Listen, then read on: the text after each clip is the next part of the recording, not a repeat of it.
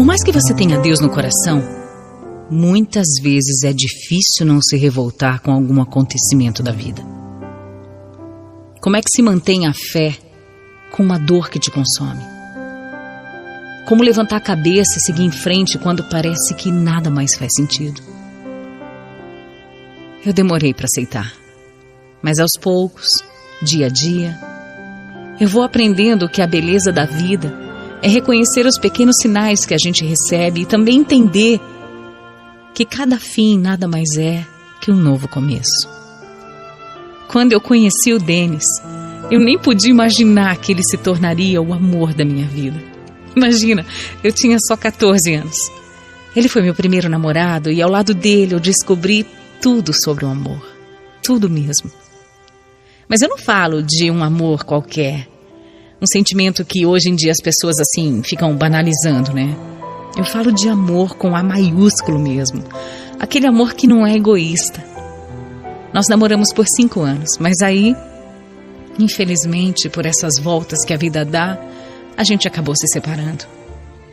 O Denis foi fazer faculdade num outro estado e apesar da gente ter tentado manter o namoro, ficou impossível depois de um tempo. E a gente teve uma conversa pelo telefone mesmo. E essa conversa ficou marcada na minha vida para sempre.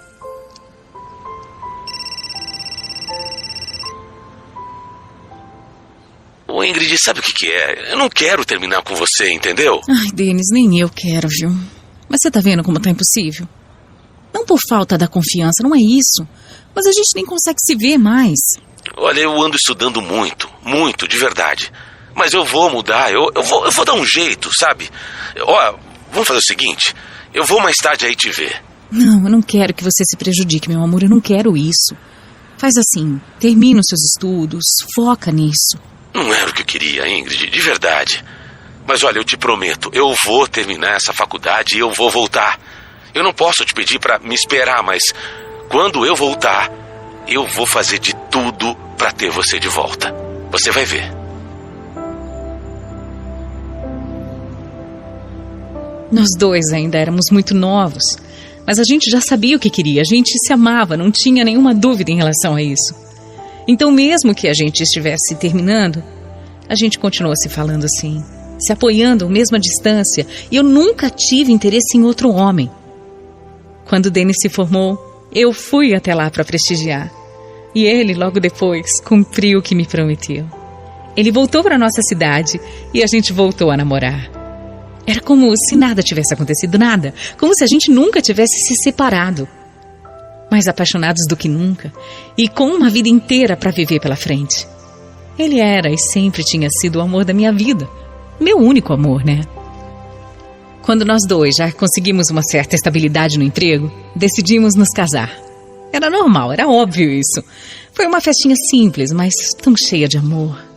Foi muito divertido ver a nossa retrospectiva, as fotos, sabe, de quando a gente tinha só 14 anos. Imagina só, 2 crianças que nem sabiam que iam ficar juntas para sempre.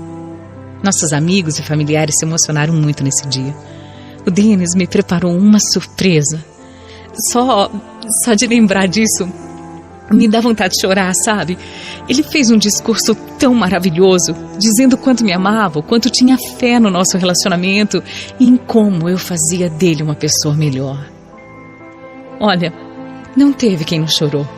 Foi a coisa mais linda mesmo. E aí a nossa vida começou.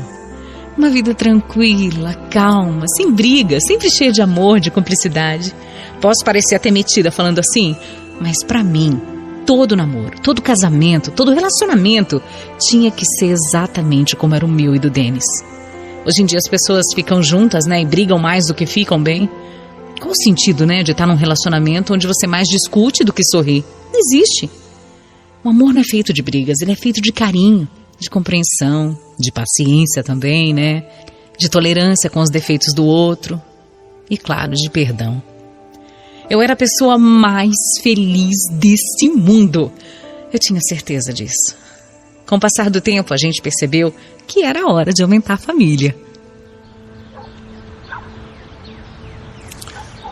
Um filho, Ingrid. Eu quero um filho com você pra gente completar a nossa felicidade. Aliás, Um não, agora um. Porque depois eu vou querer mais. 3, 4, 5, sei lá. Calma, peraí, maluco. Sabe, eu também andei pensando muito nisso também. Eu acho que a gente já viveu muita coisa a dois, né? Eu me sinto preparada, sim, pra ser mãe. O que você acha, hein? Então tá decidido. A gente vai começar a tentar. Vamos tentar, a gente vai ter o nosso filho. E a gente pode começar a tentar agora. O que você acha, hein?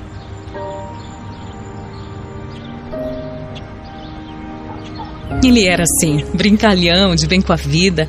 Arrancava 40 sorrisos meus por dia. Eu só conseguia pensar em como ele seria um pai maravilhoso. E que sorte, né? Que sorte o meu filho teria por ter um pai como ele. E que sorte eu tinha por ter um companheiro assim como o Denis. Só que os meses foram passando e nada da gente conseguir. Quem tenta ter um filho sabe como é que é. A gente tenta não ficar ansioso com isso. A gente tenta não pensar só naquilo. Mas começa a ficar impossível fazer isso. Vira uma obsessão, sabe? Todo mês fica aquela expectativa e aí vem a frustração de não ter acontecido nada. Depois de quase 1 ano tentando, sem conseguir, a gente resolveu procurar um médico. Só que bem quando a gente ia marcar a consulta, o Denis começou a sentir muito mal. Parecia uma forte gripe, um cansaço que nunca passava. Não parecia grave, sabe? Parecia mesmo que era um resfriado, que nunca curava. Mas como Deus é maravilhoso. Foi bem aí que eu descobri que eu estava grávida. E mais, eu já estava grávida há 3 meses. Acredita? Minha menstruação não tinha atrasado. Eu continuei menstruando normalmente, o que era uma coisa bem rara, mas estava ali. O meu filho já crescia dentro de mim. É uma alegria, uma felicidade. Era um sonho se tornando realidade depois de tanto tempo. Mas o Denis seguia doente e eu pedi para ele ver logo o que era aquilo, porque ainda mais agora que eu estava esperando o bebê, né? E foi muito rápido. Aqueles dias foram como um furacão na minha vida. Às vezes eu até tento lembrar mais, mas parece que alguns detalhes simplesmente sumiram da minha cabeça. Mas o que aconteceu foi que depois de um tempo, de muitos exames, veio o diagnóstico do Denis. Para mim ainda é bem difícil de acreditar. Porque a gente achou que era só uma gripe, não parecia nada tão grave. Mas era muito. O Denis ia perdendo peso rápido, e aí, bom, o meu marido tinha leucemia. Parecia que um buraco estava se abrindo ali, naquela hora, debaixo dos meus pés. Era um tipo agressivo e eu ter engravidado foi um verdadeiro milagre. A gente não sabia quando tinha começado, mas eu ter engravidado era uma coisa totalmente impossível. Só que o foco não era mais a minha gravidez, não era. O foco era a saúde do Denis. O que a gente tinha que fazer para ele se curar? Qual é o caminho? Era só isso que eu pensava. Infelizmente, os médicos não foram muito otimistas. E isso acabou comigo. Para mim, eles estavam desistindo do meu marido sem nem mesmo tentar. Aquela situação era para mim desesperadora. Eu nem conseguia pensar no filho que estava dentro de mim. Eu nem dei atenção para os exames, para o pré-natal. Não pensei em nada disso. Eu só ficava do lado do Denis, que cada dia ia piorando. Mesmo fazendo todos os tratamentos que ele fazia, ele não melhorava. Ingrid, eu não quero morrer. Senhor, não fala isso, pelo amor de Deus, para de falar bobagem. Escuta, Denis, você não vai morrer. Você não vai morrer. Você também ouviu tudo que eu ouvi dos médicos. A gente tem que se preparar para o pior. Olha, eu sempre fui feliz. Eu sempre tive uma vida boa. Se eu morresse hoje, eu poderia dizer que eu aproveitei a minha vida. Eu conheci você, eu amei, fui amado de verdade. Tanta gente vive muito mais e não conhece o amor verdadeiro. Mas eu só queria um pouco mais de tempo, sabe? Eu só queria viver um pouco mais com o meu filho, com você, só isso. Eu só queria poder sentir o cheirinho dele, levar ele pro parque, passear com ele. Só um pouquinho que fosse.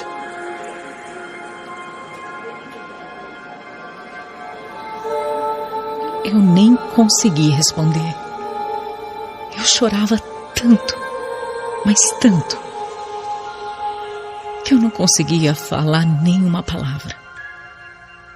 Naquele momento eu percebi que eu preferia que fosse eu ali no lugar dele. Eu preferia morrer do que ver o Denis morrendo daquele jeito. A gente não conseguiu. Por algum motivo, Deus não quis que o meu amor realizasse o sonho dele. Por algum motivo, Deus levou o Denis antes mesmo que o nosso filho nascesse.